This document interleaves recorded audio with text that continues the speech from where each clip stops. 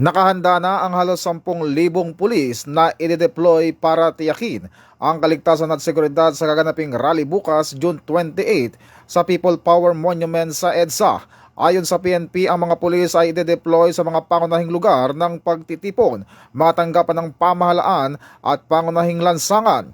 Nagpatupad na rin ang PNP ng full alert status mula alas 5 ng hapon ngayong June 27 hanggang madaling araw ng June 29 upang matiyak ang mabilis na pagtugon sa anumang insidente.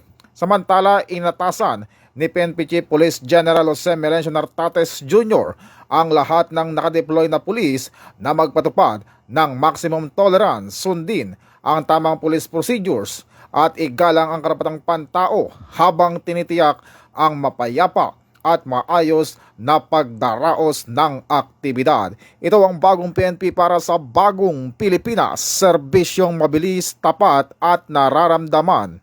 Mula po dito sa himpilan ng Pambansang Pulisya ng Pilipinas, ako po si Patrolman Adrian Dayaw, nagbabalita para sa Police News Express. Bagong PNP para sa bagong Pilipinas, serbisyong mabilis, tapat at nararamdaman.